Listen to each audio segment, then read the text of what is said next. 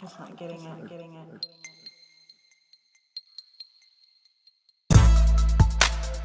I want to welcome everybody out there in podcast land to the Good Times with Good People Company presents the Loft Party Podcast, where it is always about good times, good people, and good talk.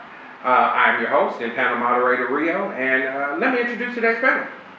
So, our returning champion, Dave Tiemann.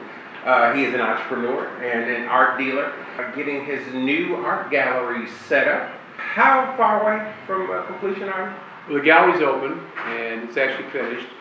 I've got to hang a few more pieces of work, but it's actually open. You guys can go on the website now, buy artwork if you want to. What's the website? It is privatemembersart.com. Okay, all right. Chris O'Connell, he is the O'Connor, excuse me, O'Connor, what? He's the co-owner of Liquid 9 Broadcast Media Production. Jesse Pringle, he is the creator and writer of Kill 'Em All KC and soon Kill 'Em All Los Angeles. We've got Ben Roberts. He is a bartender extraordinaire, and he is currently our bartender at the Penderglass Club, where we are all members of a very, very exclusive cigar club. Super air quotes on exclusive. Roy Scott, who is the co-creator of H3, that is healthy hip hop. It's all about the healthy hip hop for the kids. Yep, yes sir. We have got, you know what? I'm not going to even be formal with this one. We have got Big Dave at the table. Say hello, Big Dave. How's it going? He is the owner of CMP Instruction. And who am I missing? Oh, can never forget the anonymous female. You better not ever forget the anonymous female. Because she doesn't want you to know her name. I do want to acknowledge our sponsor, and that is, of course, the Majestic Restaurants Penderglass Club, where, like I say, we all belong as members. And we want to thank them for letting us record the Loft Party Podcast up here.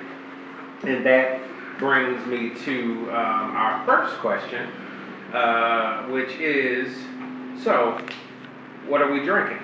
And I do think, although we all seem to be having some different cocktails, Big Dave brought us something special, so I'll give him the honors of the what are we drinking today. We are drinking a fine Dominican rum called Kirk & Sweeney. It's a 12-year rum. It has definitely notes of vanilla and just a nice sweetness, very smooth about it. Kirk & Sweeney was a rum-running ship back in the late 1800s. I got busted in New York Harbor, and they took about 80-some cases from them, the customs agents did. And I'll bet you $10 that some of that ended up in their houses. I'll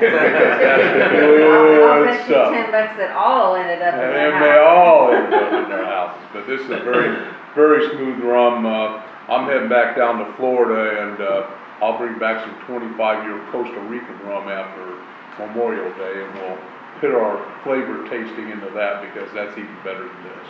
As you can see, podcasters, this is why Big Dave is always invited to sit in on the podcast.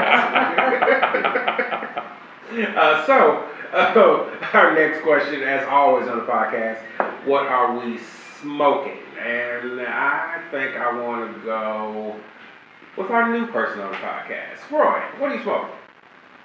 It's called Dirty Rat cigar. Okay. I don't know if that's fitting for me, but I don't know if I have heard of Dirty Rat. I hope not. Where did you find Dirty Rat? Dirty Rat is smooth though. Where did you find Dirty Rat? I just found Dirty Rat on the rack over here. I was just looking through and just. Oh, is it an argument? Yeah. Oh, that is a new one. I haven't seen that. We just got them 2 days ago. It's a Liga Privada. Yeah. Oh, okay. Okay, what is it? That sounds better. It's a liquor for That sounds a lot better than Dirty Rat. Okay. I kind of like that, man, myself. I kind of like Dirty Rat. It doesn't look like a blunt, so I think you're all right. Yeah. That might be better. I'm kidding. Big Dave? I'm smoking one of my regulars. It's LFD Airbender Guerrero. Just a good, smooth, creamy smoke, steady every time. Alright. I see Ben does not look as if he is smoking today. Secondhand smoke. Okay. And trust me, there's enough of it in the room right now, ladies and gentlemen. I like it all. And he doesn't need to smoke. The anonymous female usually does not partake in the smoking. So we will continue on to. One of these days I'm gonna shock you guys. Hey, you know what? I think you're right. We're going to continue on to Chris. I'm also having the Liga Privada Dirty Rat, which I was going to suggest to you earlier. It's good. I really like it. It's what I have almost every week. Very good. Dave. I have a PDR, and it's a short run Habano. And smooth. Once again, it's from the ThompsonCigar.com, which in case none of you guys ever go there, and it's part of one of their packs that you get, which has many different cigars in it, but they're all, $15 to $20 sticks, and it's just smooth as silk. All right. Jesse, I think, is probably kicking himself that he was running behind because he does not have a stick today. I don't. Partially because I didn't have time to stop and get one, but the other part is I rendered my lungs to traumatic stress earlier after my son got off of school. Okay. We went and did a 3-mile run. So, yeah. God bless you. 3 miles. If I went on a 3-mile run, you'd be taking me to the hospital. Exactly. Wait a minute. What are you smoking? Oh, excuse me. I am smoking a Arturo Fuente. This is a Rosada with a sun-grown wrapper. This is what I'm smoking. Very smooth, and it's hard to go wrong with anything in the Fuente line. It's a huge factory, but they have a really, really good smoke. So I was happy to see this box, and I guess I didn't even notice the dirty racks because I saw these. I want to give everybody out there the rules of the podcast. I won't read them that often because almost everybody who shows up at the podcast shows up quite a bit. So here they are. First, please RSVP or decline your podcast invitation. 2, respect the guests. 3, respect the host. That is me, by the way. Respect each other and respect the listener because like if we're talking over each other, which is the next one, do not talk over each other if you can help it. The listeners don't understand you, and or if it's so much talking over, then I have to edit it out because it just sounds like a garbled mess, and nobody wants to listen to a garbled mess. Okay, I have a question. Yeah. Has the host ever been disrespected for the host then to make a rule not to disrespect the host? No. The host has not been disrespected. let me say that. I didn't want everybody to say. Yeah, no, it is a very fair question. It's a very fair question. And That could change. The host has not been disrespected. But I was thinking we want to make sure that we are being respectful of. Are we allowed to see where that line in the sand is? I will let you know. And usually. Well done, Jesse, well done. Usually Lane is the one who tries to step over the line. Lane does and step I over the swat him very quickly because I can see it in his eyes. So podcasters, if you ever hear me go, Lane, you know exactly what I'm saying. Please do not say anything that is intentionally sexist or homophobic, which this group actually never does, which is odd because we're a group of very testosterone-filled men, and maybe because we have one woman who always sits in the room, people behave themselves to some degree. That's always a good idea. Yeah, and then the biggest and really only real rule of the podcast is try not to get the podcast canceled. And Good rule. And that is the rules. Which brings us to This Week in Pop Culture. And I saw a couple things I thought was interesting. And actually, Big Dave, when I came in, was talking about something else. I don't know if anybody here at the table is big Drake fans or whatever, but he's been working on his album for a couple of years. Originally, I guess it was going to be called Views from the Six, but it's just called Views now. And he finally released it on Friday, and it's been a long time since I've seen any product move this fast. It like sold like 600,000 in a day. Which For stream. Yeah, sold. Like this is not even counting streams. That's physical He- copies? well, it's all digital. Since the weekend. he broke a record, didn't he? Yeah. There was a previous record held. I I want to can't remember who it was. Yeah, I I want to thought say it was a female. I want to say Taylor Swift. I think. Might be right. Yeah, It I might had be the right. record before him, but like, yeah, in a day he pushed. Oh, in a 300 day. products. In a day, yeah. Yeah, That's like so. Yeah, that's yeah. I mean, so because in contrast, in her first week of sales, I want to say Beyonce did 675,000 copies. So, but I think the first few days of that was purely streaming on They Tidal. made it very hard to find that album. Yeah, like it was purely on Tidal for several days. It's just- And now I think it's everywhere. But and Drake's album was purely on Apple Music for the first couple days, and I think now it's everywhere. Who actually was the last time anybody ever purchased? Actually, I still purchase. A But record. oh Yeah, or an yeah, album. CD. yeah, Are you talking about online or physical? You or what? yeah. I still purchase. Oh. I mean, mostly it's all Proceed. digital purchases now. but- You can purchase things online? Yeah, I mean you can purchase through. No.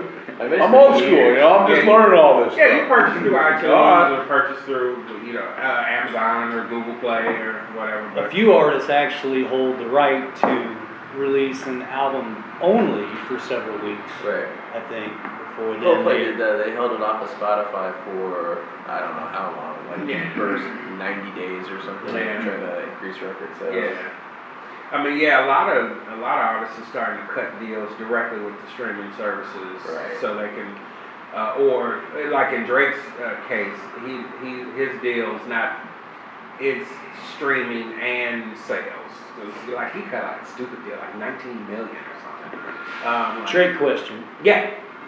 Does anybody know his demographic, his selling audience?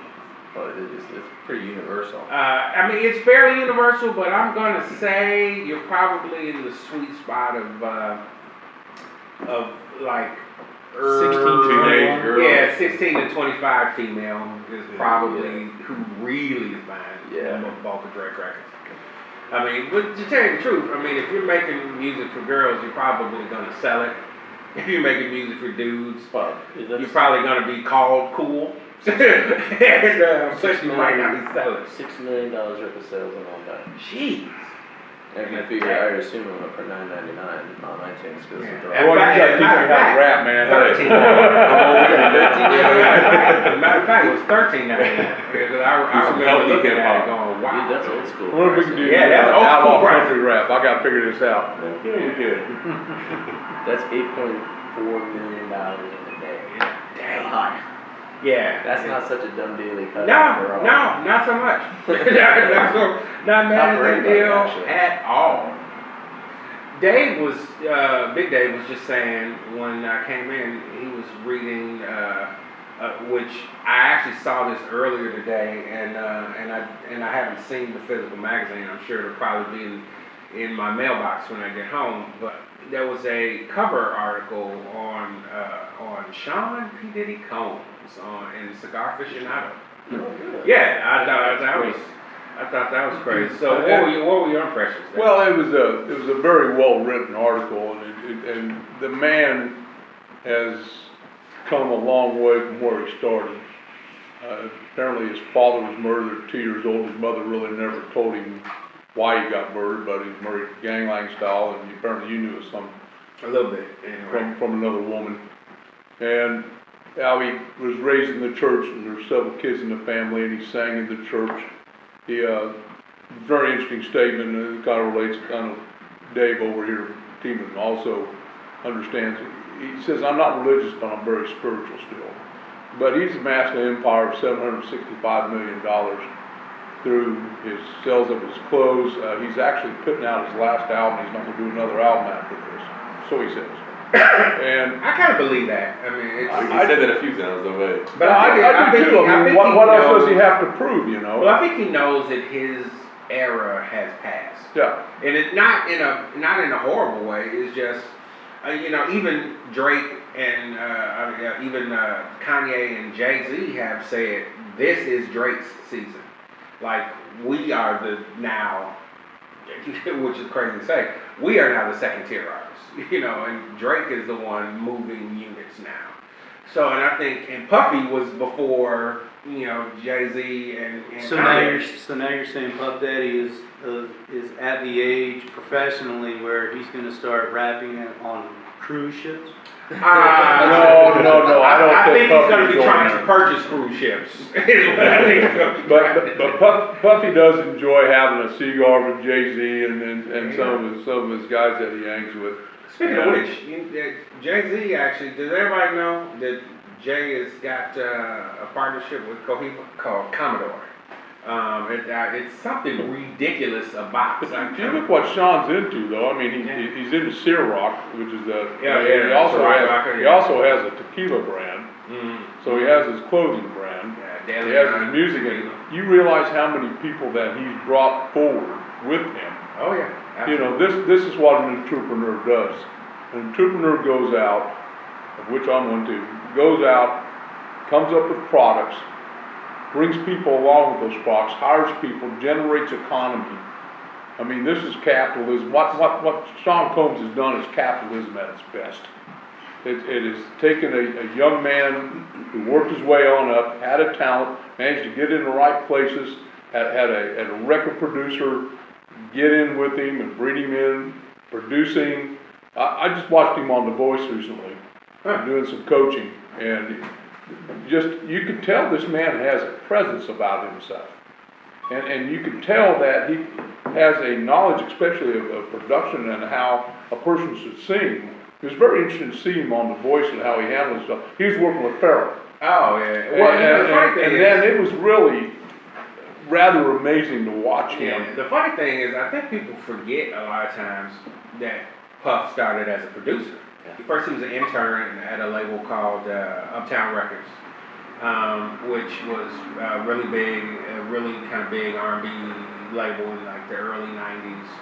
And as his, I guess, Who was on Uptown? Actually, originally, Mary J. Blige was originally an Uptown artist, and I think, no, actually, he kind of held them in his pocket until he got his own deal, Jodeci. But Uptown at the time, you know, I think they were probably not pop big, but they definitely were R&B big, you know, the label. Him going from being an intern to becoming like vice president of Uptown within like a year, because, you know, he had that mind, and that, you know, but also, you know, being incredibly young and having an incredibly huge ego at the time is what got him booted out of Uptown. But started Bad Boy Records, and you know, so you've got Jodeci, Mary J, of course, Notorious. Jodeci was on Bad Boy? No, Jodeci was Uptown. Now that I think about Yes. it, Jodeci, Yeah. that was the last Uptown act that Puff produced. That's what Heavy D. Yeah, Heavy D and the Boys. Well, Yeah. I gained a real affinity for him while I was hanging at JJ's one night with my wife and about 5 of his beautiful girlfriends. And all the guys at the other table started calling me P. Diddy. So at that point I said, this is good. I think I like this P. Diddy guy. That's funny. We used to do that show on MTV where it wasn't making the band. What was the show on MTV? No, It was like Megan Was it Man Megan was, Man? yeah, that was hilarious. One of my favorite moments of all time was like very first episode. They were all sitting around the studio, and he looks at the bin and he goes, "You guys need to run down like 2 miles away and go bring Give me a cheesecake. dump it in there to get Give me a cheesecake. One specific piece of cheesecake." And No, that was they were all so pissed, and he comes back and classic. He's like, they were like, yeah, well, where's the car service? He was like, car service? He said, when I was in your position, I would have walked. As a matter of fact, walk. I Don't love give me that. the cheese. Oh, that was one of the greatest moments. Oh, that was bad. And I think my other favorite moment out of that season was when he was talking to them about Biggie, and it's a group of rappers, and they didn't know Juicy. Like, they had heard the song, but as a rapper, there's certain rap songs you just know. Like I don't even know if you consciously memorize them, but you just know. And Juicy's one of them. If I just say, it was all a dream, there's only one other rapper in the room, I know he could jump in and start rapping. I know he can because every rapper knows Juicy. But these 5 or 6 rappers did not know Juicy at all. So he had made them go and memorize it, and they had to stand out in front of the building performing it until he felt like letting them back in. Okay. So they were doing it over and over and over. Big Dave old school here, this is Gin and Juice, the rap Gin and Juice. Oh, no, you're thinking of That's Dr. Snoop Dogg, Snoop buddy. Dogg. That's Snoop Dogg. Snoop Dogg. Yeah, Dr. Juice. No, Notorious B.I.G. He sampled the old, what was that sample? M2 Gin and Juice, maybe. it was a huge rap song. Yeah, Gin and back- Juice was that deal, yeah. if I know it, it was a big rap song. Yeah. And actually, funny enough, this is kind of an aside for that particular song. Jimmy Iovine gets Dr. Dre and Snoop Dogg signed over to Interscope. Yeah. And he doesn't know anything about rap, but he loves producers. And the only thing he knew is whoever produced this is got to be a goddamn genius. I don't know who this is, but get them in my office. Because he said what he used to do is he used to have these huge speakers that he had tuned that they played sonically perfect. And the speakers were being pinged at all the right points when he was playing it back. So he just was like, okay, who the hell produced this? I want to meet him. Turned out to be Dr. Dre. The song was Gin and Juice. So he doesn't know what to do with it though. So in his mind, because he comes from a rock background, he's like, okay, how do I sell this? How do I get people interested? And so he goes, well, I'm going to push them like a rock act is what I'm going to do, because that's really, in my mind, this is Mick and Keith. It's the same spirit, and so I'm going to push it that way. So he was going to all the radio stations that he knew and was trying to push it, and they were like, there's no slot for this, because they were rock stations. So he says, okay, I tell you what, I know what I'm going to do. He buys ad time during prime drive time. 1 minute commercial. He says, just play Gin and Juice for 1 minute. Just play it for 1 minute as a commercial. He says, if the phones don't start ringing, I'll figure something else out. So they do that for about a week. The phones go crazy at every radio station because they want to know who the hell it is, because the song never finishes. And so then everybody's like, I don't know what this is either, but we gotta add this to our playlist. And so Sounds like Kill 'Em All. yeah, sounds like Kill 'Em All. So every station that he went after added in heavy rotation Gin and Juice as the first rap song a lot of stations even ever played on the radio. And thus began the partnership that has led to him and Dr. Dre owning a sizable chunk of the Apple empire now. Yeah. Yeah. And speaking of making the band, did you ever see Dave Chappelle's his skit about that, the making the band? Did you ever check it out? Oh my God. Oh, It is yeah. hilarious. Man. Dave You gotta watch Chappelle's that. Dave Scoop Up, Chappelle, yeah, P. Diddy's such a big, Yeah. his ego's over the top, so he had two guys like carrying him in. They had one at each leg, and he had milk dripping down his lip. He's like, "Yeah, go get me some cheesecake." I mean, you gotta watch them, man. So there. Yeah, wipe this milk off my lip. Yeah, exactly. Alright, so we've gone down the rabbit hole. We should go with that one. Did anybody see the news about the president at the correspondence dinner? Yeah, that was Yeah, yeah. We dropped the mic. That was I saw the headline. hilarious. Obama out. Yeah, well, I say Obama out. Drop the mic on him. That was hilarious. He also did the Oh yeah, he did. He kissed up the peace sign. kiss peace sign and then dropped the yeah. mic. That was I'm fun. not a huge Obama guy, but man, I gotta give you credit on that. Jesus. that was the bomb, no doubt. He's actually really funny. I guess you never think of the president as funny. You just don't. But Think about the funniest presidents of all time and the funniest moments of those presidents. This has to be number something. well, I mean, because usually when you think of the funniest Oh, moments mic of a drop. president, it's usually like some mistake that they made or some blooper. Right. But he's actually funny. Like he's stand up funny. I just feel He sorry. wants to be. I just feel sorry for the people that don't get the joke. You know, Yeah. you know who did well at these two, because he was kind of a goofball anyway, President Bush, George Bush. Yeah, actually. W was pretty damn funny at these things, and you wouldn't think he would be, Or high. but he had a certain amount of comedy timing Yeah. that he did at these press dinners, and I thought he was funnier than hell out of it. I thought the John Boehner and Obama skit at the end with them in the movie theater, and Boehner's sitting there trying to get him to smoke a cigarette, and Obama's sitting there, and Barack is going, maybe. And John Boehner said, "I'll go ahead, try one. They'll never know." And of course, it was hilarious because John Boehner and Obama while Boehner was there, I don't think they were enemies, but they just couldn't get together on anything. And have that skit together with their last one was son. But I don't know if anybody else saw it. I still want to drink with John Boehner. I want to drink with that guy. That got to be fun. Did you see when he and Obama were walking down the hall after the theater, and the guys were standing there with a glass of wine, and Boehner just comes by and picks it up off the tray and starts drinking it up. That's pretty freaking cool.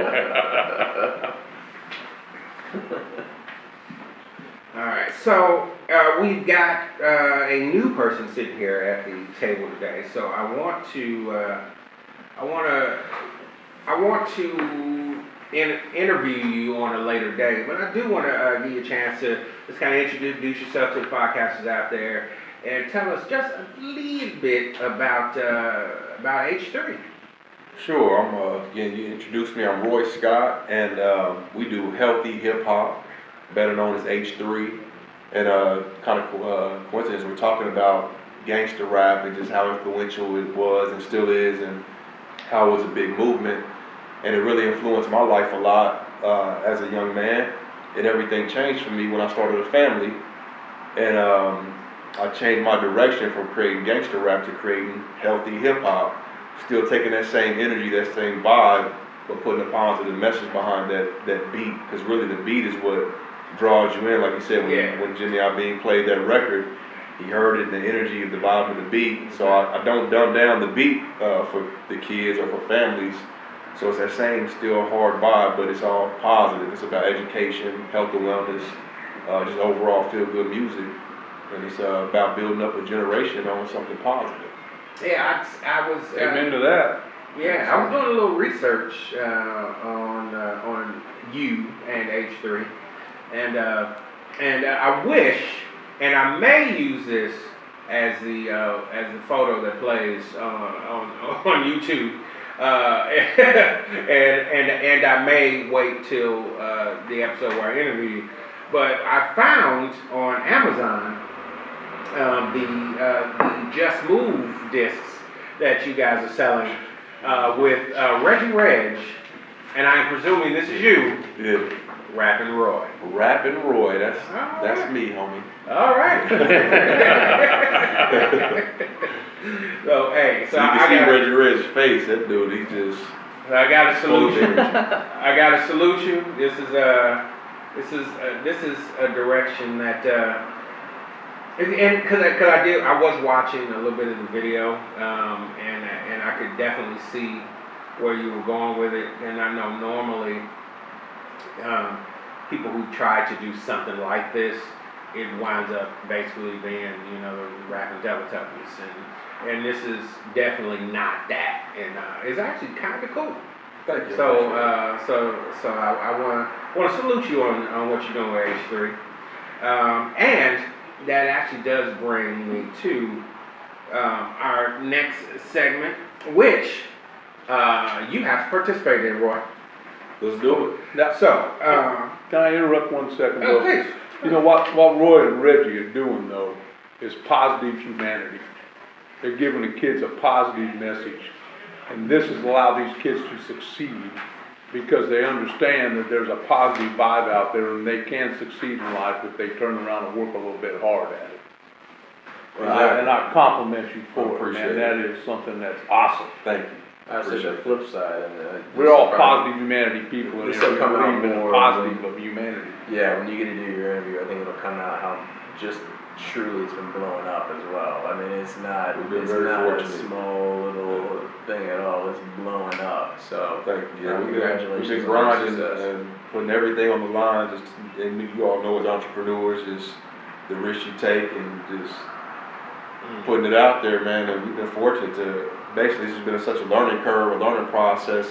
When I came into it, definitely was nothing close to a businessman, but I've just been, shaped and molded through this process to really understand what it takes to run a legit business and Right, a legit profitable. business too. Yeah, that's awesome. And I think this will come out more, but just out of curiosity, how many live dates will you play this year? We average about 300 dates a year There you Wow. go. In Awesome. schools. in schools across the country. Yeah. So. Yeah, it's amazing. Awesome. Multiple dates a day. Some weekends, like for example, this weekend we have like 3 on Saturday, then 5 on Sunday. So yeah, multiple dates. Just keeping it moving. That is awesome. That's awesome. That is awesome. So we're going to play one of the podcast's favorite games. That is a rapid fire question and answer game called A Few of My Favorite Things. So, a few of my favorite things goes like this. It's very short answers. It's either kind of this or that. If it's neither, you can give a very brief explanation of what you would say instead of this or that. And we'll jump right in with night owl or morning person. Morning person. T-shirt and jeans or suited and booted. About sweats and a t-shirt. Works. Works. Warm weather or cold weather. Warm weather. Definitely. Car, truck, or SUV. SUV. I got 3 kids. They need space. And the question right there. Sport or luxury. Sport. Since we are in Kansas City, barbecue or steak. Barbecue. All day. You got a favorite barbecue place? Jack Stack. It's like I go to the original one out there in Martin City. And the Jack Stack.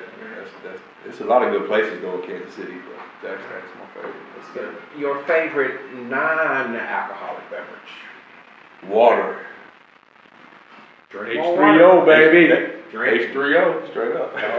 Drink more water out there, podcasters. Drink more water. Favorite alcoholic beverage?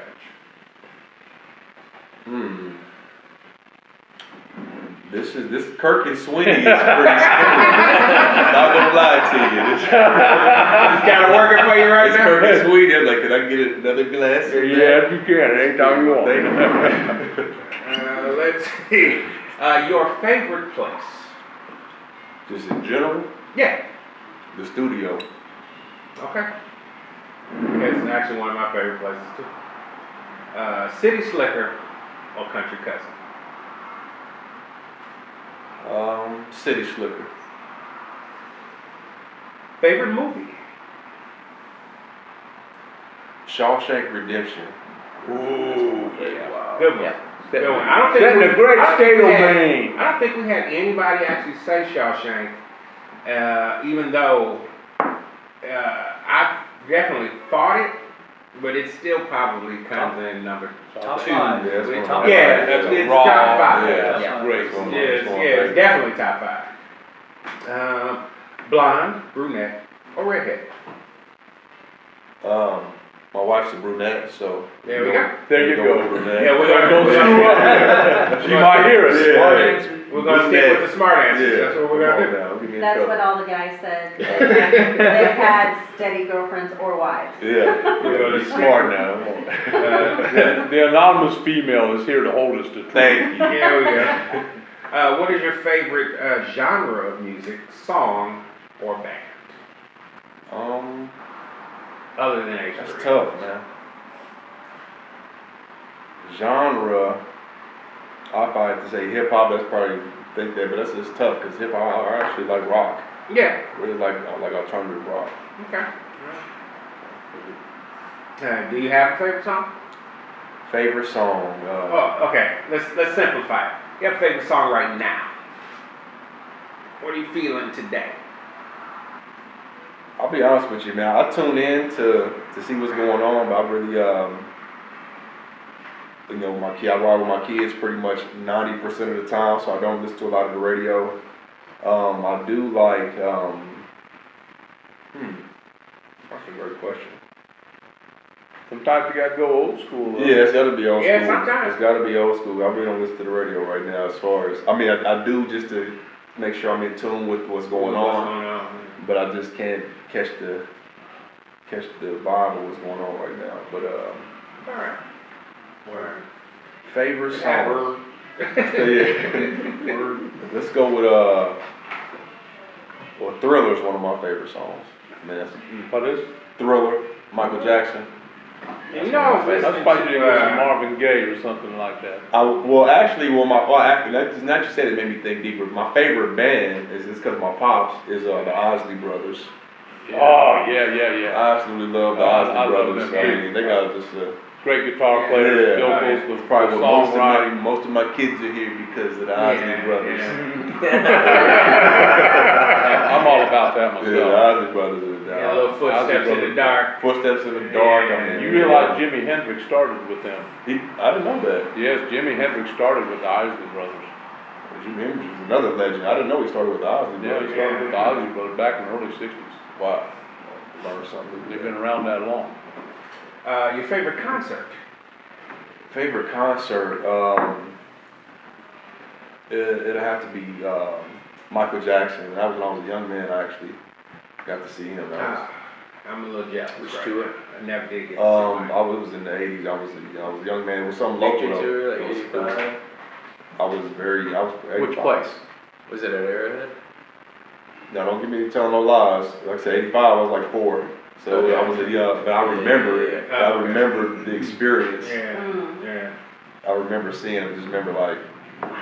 That's the first night he learned how to moon dance, man. Come on. Right. Yeah. Favorite sports team ever? The Chiefs. Yeah. Come on. Any particular era, or just in general, the Chiefs? In general, the Chiefs, but when Joe Montana was here, that's the when we went the furthest. I think it was '94. We went to the AFC Championship. We got beat by the Bills, but the Chiefs, hands down. That was Marcus Allen and everybody. That was the boys back then. That was a good team. Was that before Derek Thomas passed? I think it Oh, was. yeah, Eric Thomas was around for that. Neil Smith, I think, was on that team. Will Smith, Derek was playing. Dale Dan Carter. Salamua was still playing. Mhm. They were good on both sides. Yeah, we got some boys back then. Bill Moss. You know, somebody was telling me that in that era, that just the culture surrounding the Kansas City Chiefs was just so much more electric Oh, than it ever has been. It is just like we've broken the sound records as of late, I guess, but I guess just on a blanket statement that it was just amazing. The stadium was Kind of the way it electric feels at that time. for the Royals right now. right now. Okay. Strangely small fact, they were the winningest team of the 90s. And Huh. never won Wow. the Super Bowl. Wow. Yeah, they Did were not know winning that. this team, not this year. Schottenheimer. Yep. Schottenheimer. Yep. Sorry. Weekdays or weekends? Weekends. Cause you get to spend with your family. Yeah, the kids, they looking forward to the weekend. They can't play no electronics or video games during the week. Ah, Yeah, so the okay. weekends, that's their time. Okay. So we have some fun with games sometimes. So your favorite superpower? Superpower? Yeah. Like, you mean for superhero or just Well, Like X-ray vision. Anything. anything? Like, what would you want? Or yeah. If you could have a superpower, what would you want? Invisibility. To read minds. It sure helps with the marriage. Yeah. Yeah, I about don't even know if that would help with that either. It don't ever work no Yeah, how. nothing else. You It just doesn't, take your beating, man. that's Mars and Venus, man. Yeah. It ain't ever gonna happen. Just take your beating. That's what I'm doing. As Rio looks at the anonymous female, What? just saying, this is all what I saw. What is your favorite curse word? Fuck. Even though I probably shouldn't be saying that on the podcast. Oh yeah, no, No, we've had a lot worse than that. 90% of So- the people that answered it have said that. Yeah, we've all answered this. Our already. shit was right there with Yeah, all everything shit. else. Yeah, those are. Yeah, fuck. There's something about that word. I try not to use it much, but but It's it's still your favorite. Hard for you to give up. Coffee or alcohol? well, I don't drink coffee, so alcohol. I mean, really not hard for either. But I'm really serious about my health. But I do indulge with an alcoholic beverage from time Do to you time. drink tea or anything like that? I drink tea. Or do you I stay actually away drink from tea. Do I you stay drink away tea. from caffeine in No, general? I drink tea. I drink I like green tea. Okay. What is your most bizarre talent? That guy. That you can say on the podcast. I've got a few. One is I can actually do. I'm good at like cartoon voices. Okay. I can do like Kermit. I can do Well, now, Marvin the Martian. We gotta hear the Kermit now. well, Yeah, yeah. Now you got to But say Marvin the Martian. Do Marvin the Martian. That's a real. makes me very angry. Very good. Very good. Classic. The old school guy appreciates that, man. That's not funny. I wouldn't expect it to be Marvin the Martian today. It says, who is or was your celebrity crush?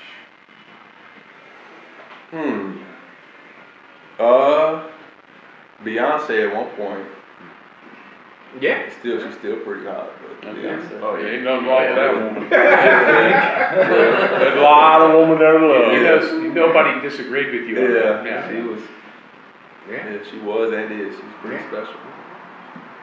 If you could eat one meal for the rest of your life, calories be damned, what would it be?